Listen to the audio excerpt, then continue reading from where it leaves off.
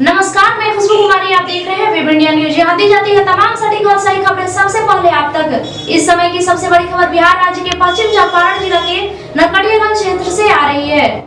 Welcome back, मैं rice और आप देख रहे हैं वेब इंडिया न्यूज। अभी मैं पश्चिमी चंपारण जिला के अंतर्गत विधानसभा नरकटियागंज के क्षेत्र में उपस्थित हूँ। और जैसे कि आपको पता है कि 2024 का जो लोकसभा का चुनाव की जो सरगर्मियाँ है काफ़ी तीव्र हो गई है। और इसकी तीव्रता में तमाम के तमाम पार्टियां अपने अपने बड़े बड़े कार्यकर्ता या उसके रहनुमा या अपने अपने प्रतिनिधि उतार चुकी है। क्या 2024 में बदलाव आएगा या फिर सरकार वैसे की वैसे ही रहेगी? चलिए, इसी बीच हम लोग एक नरकटियागंज विधानसभा क्षेत्र से 2020 में एक ऐसे युवा पीढ़ी से मैं आपको मिलाऊंगा, रूबरू कराऊंगा जो विधानसभा पद के प्रत्याशी रह चुके हैं। जी, मैं उनका बात कर रहा हूं, अविनाश कुमार जी का, जो मेरे पास विराजमान है। सर, स्वागत है आपका हमारा web India news sir channel में। कि सर, आप अपना प्रीशियस समय निकाल कर हमें दिए। सर, मैं चाहूँगा आप छोटा सा आप अपने जीवनी बताएं सर, 20 से 30 सेकंड में। सबसे पहले तो मैं वेब इंडिया न्यूज़ को मैं धन्यवाद देता हूँ और आप लोग का आभार व्यक्त करता हूँ कि आप लोग अपना कीमती समय निकाल के मेरे पास आए।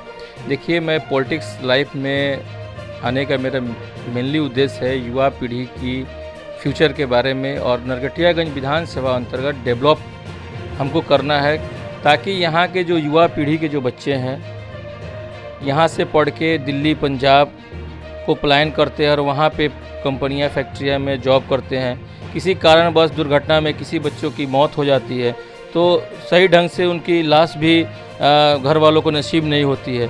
तो मेरा कहीं मकसद पहला सर्वप्रथम यह है कि मैं नरकटियागंज विधानसभा से अगर विधायक प्रत्याशी के रूप में, विधायक प्रतिनिधि के रूप में चुन कर जाता हूं, तो मेरा मुख्य उद्देश्य है स्टार्टअप जोन की। मैं नरकटियागंज अनुमंडल अंतर्गत स्टार्टअप जोन का मैं शुरुआत करवाऊंगा और कहीं ना कहीं 10 से 20 हज़ार युवाओं को रोजगार की सुविधा मैं यहाँ उपलब्ध कराऊंगा। चलिए सर, इसी बात की आपसे उम्मीद भी है अगर जनता आपको अवसर देती है तो। सर, प्रश्न यहाँ पर आता है कि सेंट्रल गवर्नमेंट का यह कहना है कि मैं पर ईयर 2 करोड़ लोगों युवाओं को रोजगार दूंगा, लेकिन वहीं पर जो अभी गठबंधन सरकार नई नई बनी है हमारे इस बिहार में, राज्य सरकार ये कहती है कि जैसे हमारी सत्ता आएगी सरकार में तो 19 लाख लोगों का रोजगार मैं दूंगा।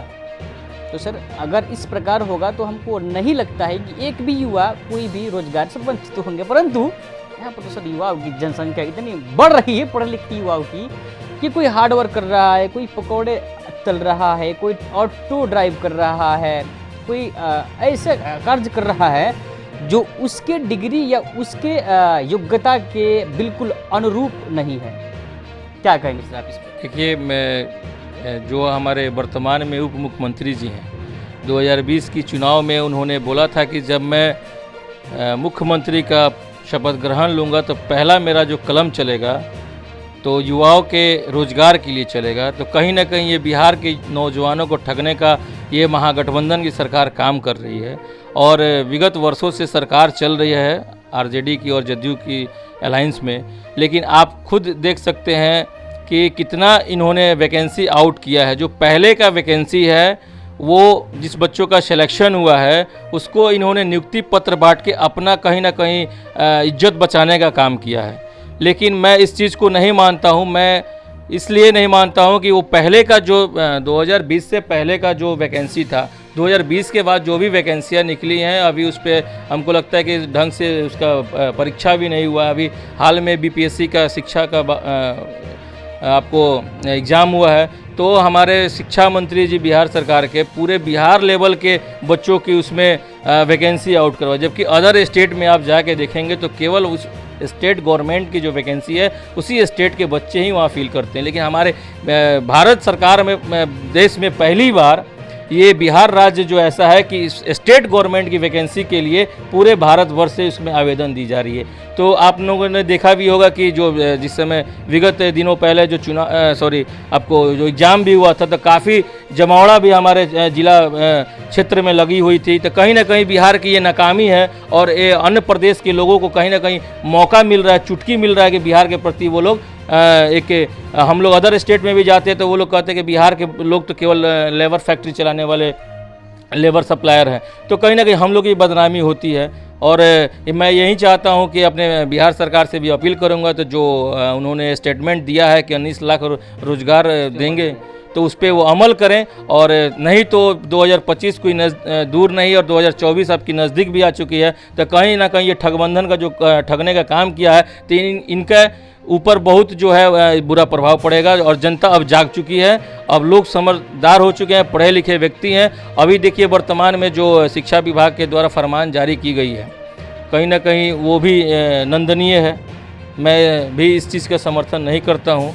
तो अब देखिए आगे क्या होती है, अब तो जनता ही डिसाइड करेगी कि ठगबंधन को वोट देगी कि या गठबंधन को वोट देगी। सर बात सर यहाँ पर आती है कि एक बार हम लोग सुनते हैं, जब यूपी का ऐसा जब चुनाव हुआ था, वहाँ पर एक जो है सांसद जी का एक गाना निकला हुआ था, यूपी में सब बा, और के ही गाना का अपोजिट एक महिला जो गायिका है, वह उनका गाना निकला उत्तर में यूपी में काबा।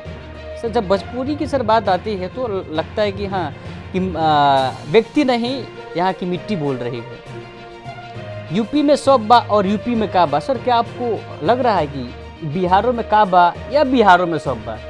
देखिए यूपी में काबा, यूपी में सब्बा, जो वहाँ के सांसद रवि किशन जी ने जो स्टेटमेंट दिया है, तो मैं मानता हूँ यूपी में सब बा। इसलिए सब बा कि आप उत्तर प्रदेश के किसी भी ज़िले में चले जाइए तो कहीं ना कहीं वहाँ छोटा हो, लघु या बड़ा फैक्ट्री हो, वहाँ उपलब्ध है। आज के डेट में आप देख लीजिए, बिहार में उत्तर प्रदेश से कोई मजदूर आपके यहाँ मजदूरी करने नहीं आता है, लेकिन आपके बगल में, हम लोग के पश्चिमी चंपारण के बगल में ही गोरखपुर है, कुशीनगर ज़िला है, यहाँ से बहुत सारे जो मजदूर वर्ग के लोग हैं जो राजगीर में काम करते हैं, गोरखपुर में राजगीर का काम करते हैं। तो ये हम लोग की नाकामी है। और ये उन्होंने सही बोला है कि यूपी में सब बा। आप शिक्षा के मामले में जाइए तो गोरखपुर इस समय बहुत डेवलप है, लखनऊ डेवलप है, गाज़ियाबाद डेवलप। हमारे यहाँ के बच्चे वहाँ जाके नोएडा में पढ़ते हैं, नोएडा में जाइए तो इंडस्ट्रियल एरिया कितना बड़ा हुआ। तो मैं कहीं ना कहीं से मानता हूँ कि यूपी में सब बा। और रही सवाल बिहार में काबा, तो वाकई में बिहार में कुछ नहीं है। बिहार में ढंग से अस्पताल तक नहीं है। नरकटियागंज अनुमंडल अस्पताल है, लेकिन अगर यहाँ कोई इमरजेंसी पेशेंट को अगर लेकर जाया जाए तो 2 मिनट में इंजेक्शन लगाकर तुरंत GMCH के लिए वो लोग रेफ़र कर देते हैं। कई करोड़ की लागत से यहाँ की अनुमंडल अस्पताल बनी थी, लेकिन यहाँ डॉक्टर की अनुपस्थिति रहती है, स्टाफ की कमी है। बिहार सरकार के पास स्टाफ की कमी है, वैकेंसी वो आउट नहीं कर रहे हैं। बहुत सारे अब एडिशनल PSC में जाएंगे, जब आप देखेंगे तो वहाँ 10-10 सीट की स्टाफ की वो अस्पताल है, लेकिन वहाँ 2-3 कर्मचारी मिलकर अस्पताल चला रहे हैं। तो कहीं ना कहीं बिहार की ये दुर्भाग्य है। और मैं ये ज़रूर मानता हूँ कि बिहार में कुछ नहीं है। एम्स जो अपने यहाँ बनी हुई है, हमारे यहाँ बिहार के मुख्यमंत्री जी की आँख की ऑपरेशन करानी पड़ती है तो वो दिल्ली जाते हैं। अपने बिहार के एम्स में वो क्यों नहीं करवाते हैं? पूर्व हमारे मुख्यमंत्री लालू प्रसाद यादव जी का किडनी की ट्रांसप्लांट हुई थी, आप लोगों ने भी ये सुना होगा कि उनकी सिंगापुर में ट्रीटमेंट हुई थी। तो अगर सरकार 15 सालों ने उन्होंने चलाया था, उनके बेटा अभी वर्तमान में बिहार सरकार के स्वास्थ्य मंत्री हैं। पहले भी विगत साल पहले जो सरकार बनी थी महागठबंधन की, उस समय भी उनके बेटे, बड़े बेटे तेज प्रताप यादव जी बिहार के स्वास्थ्य मंत्री थे। फिर भी अपने बिहार की क्या स्वास्थ्य की सुविधा है वो भली भांति बिहार की जनता जानती है। यहाँ के कोई बड़े नेता हैं जो अपने ट्रीटमेंट अगर बिहार के एम्स में करवाते हैं तो एक भी नाम वो बता दें। कोई भी यहाँ का मंत्री है वो दिल्ली जाएगा, आपको मुंबई जाएगा, बाहर ही अपना वो ट्रीटमेंट कराता है। तो मैं ये ज़रूर मानता हूँ कि बिहार में कुछ नहीं है। अगर धरातल पर रहता तो यहाँ के नेता भी पहले यहाँ ट्रीटमेंट कराते, उसके बाद ही कहीं और कहीं जाते हैं। सर 2024 का लोकसभा का चुनाव सर पे है, आने वाला है। तमाम की तमाम पार्टियाँ इस चुनावी जंग में कूद पड़ी हैं कि 2024 की जो सत्ता है लोकसभा की, वो मेरे हैंड में आए, वो मेरे हाथ में है। आपकी सर पार्टी इस पर किस प्रकार कर रही है? देखिए, हम लोग एनडीए के समर्थक हैं और एनडीए के अलायंस हैं हम लोग। तो 2024 की जो चुनाव है, माननीय प्रधानमंत्री नरेंद्र मोदी जी की अगुवाई में हम लोग 2024 की चुनाव लड़ेंगे और बिहार के जो 40 लोकसभा सीट है, हम लोग 40 की 40 जीतने का काम करेंगे। देखिए, महागठबंधन जो इंडिया अलायंस का नाम दिया गया है, लेकिन इनके मुख्य जो नेता हैं, आज तक ये लोग खुद डिसीजन नहीं लिए कि कौन व्यक्ति जो है भारत का अगुवाई करेगा, किसके नेतृत्व में ये लोग चुनाव लड़ेंगे। तो किस पे जनता भरोसा करेगी। लेकिन एनडीए गठबंधन में ये तो कन्फर्म है कि हाँ, नरेंद्र मोदी की अगुवाई में भाजपा हो चाहे उसकी अलायंस पार्टी लोजपा हो, ये चुनाव लड़ेगी। तो इनके अंदर खुद ही वो काबिलियत नहीं है। कभी नीतीश जी बोलते हैं कि मैं प्रधानमंत्री बनने के लायक हूँ, कोई ममता बनर्जी जी बोलती हैं कि मैं प्रधानमंत्री बनने के लायक हैं। आपको ये अखिलेश यादव जी भी दावेदारी कर रहे हैं, अरविंद केजरीवाल जी भी दावेदारी कर रहे हैं। तो इनके अंदर में अभी इनके पार्टी के अंदर में ये डिसीजन नहीं हुआ कि बिहार से कौन आगे आ रहा है या दिल्ली से कौन आगे आ रहा है। लेकिन ये हम लोग की जो गठबंधन है, एनडीए गठबंधन, हम लोग नरेंद्र मोदी जी के नेतृत्व में चुनाव लड़ेंगे और भारत की सभी सीट जीतने का काम करेंगे। अच्छा सर, आपसे एक प्रश्न सर है, ये है प्रश्न, अगर 2024 में भी आप जो एनडीए की सरकार अगर आती है तो क्या आप माननीय प्रधानमंत्री जो भी हैं मोदी जी को देखना पसंद करेंगे या इन्हीं के पार्टी के कोई और चेहरा? सर पर्सनल देखिए, मैं अगर मेरी व्यक्तिगत आप सवाल जो पूछे हैं तो मैं नरेंद्र मोदी को ही प्रधानमंत्री के रूप में देखना चाहूँगा, क्योंकि 10 साल अभी 9 साल जो हो चुका है वैसा प्रधानमंत्री में अपने जीवन काल में मैंने कभी नहीं देखा है। डिसीजन खुद लेने का अंदर क्षमता, देखिए सबसे बड़ी चीज़ है, राजा वही होता है जो खुद की डिसीजन लेने की क्षमता रखता है। और इस रूप में मैं नरेंद्र मोदी को देखता हूँ। और बोल्डनेस जो आज आप अन्य देशों में चले जाएं तो भारतवासी होने का गर्व वहाँ फील होता है, वो हमारे नरेंद्र मोदी का देन है कि एक शेर जो भारत का जो दूसरे देशों में गरजता है तो वहाँ लगता है कि हाँ, हिंदुस्तान का जो वतन का यहाँ कोई रखवाला आया है। तो मैं नरेंद्र मोदी के व्यक्तिगत सपोर्ट करता हूँ प्रधानमंत्री के रूप में। सर लास्टली सर, आप जो है 2024 के बारे में आप क्या कहना चाहेंगे, आप अपनी जनता को, आप अपनी ओर से? देखिए, मैं तो यही आग्रह करूँगा समस्त भारतवासियों से कि 2024 का लोकसभा चुनाव आ रहा है, वो एनडीए गठबंधन को अपना समर्थन दें और भारत के विकास के लिए माननीय प्रधानमंत्री नरेंद्र मोदी जी को वो प्रधानमंत्री के रूप में चुनें। चलिए सर, आपका बहुत बहुत सर धन्यवाद, आप अपना टाइम सर निकाल कर हमें दिए।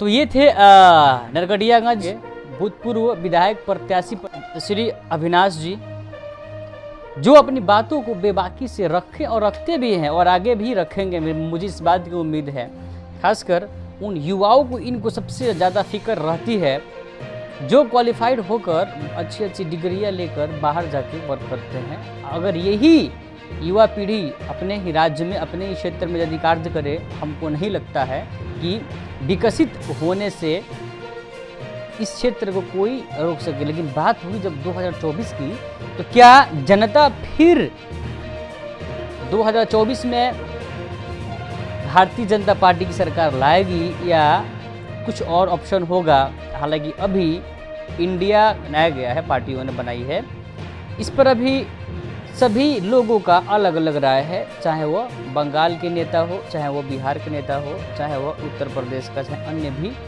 जो भी हो दल। लेकिन क्या 2024 में कुछ नया देखने को मिलेगा? क्या 2024 में जनता क्या तय करेगी? वह तो अपने, चूँकि वह स्वयं बताएगी, चूँकि जनता होशियार हो गई है। देखते हैं कि 2024 में सरकार किनकी बनेगी। चलिए, ऐसे ही खबर देखने के लिए विजिट कीजिए हमारे चैनल। मैं रईसुल आजम, कैमरा पर्सन कलीम कुरैशी के साथ, वेब इंडिया न्यूज़, पश्चिमी चंपारण, नरकटियागंज। बेहतर उपचार, सुरक्षित परिवार, जब मामला हो सेहत का तो समझौता कैसा? जी हाँ, आपको सभी बीमारियों से निजात दिलाने के लिए खुल गया आपके शहर रामनगर में गुड हेल्थ क्लिनिक, जहां आपको आपके स्वास्थ्य के लिए मिलेगा 24 घंटे उपचार की सुविधा, जहां कम खर्च में डॉक्टर आई आलम के द्वारा मिलेगा बेहतर इलाज, जहां जोड़ दर्द, साइटिका, चोट, सूजन एवं टूटा फूटा प्लास्टर एवं ऑपरेशन की सुविधा, बुखार, खांसी, सर्दी, निमोनिया, दम फूलना, जलन होना, पेट, छाती, गुर्दा, लीवर, किडनी, प्रोस्टेट, पेशाब की थैली का उत्तम इलाज, महिलाओं के बच्चेदानी, मासिक गड़बड़ी, सफ़ेद पानी एवं ब्लड गिरना, लिकोरिया, गांठ हो जाना, बांझपन एवं पथरी के मरीज का 100% सफल इलाज। गुड हेल्थ क्लिनिक का पूरा पता है रामनगर नगर परिषद क्षेत्र के Narayanapur ward number 10 SN public school के समीप।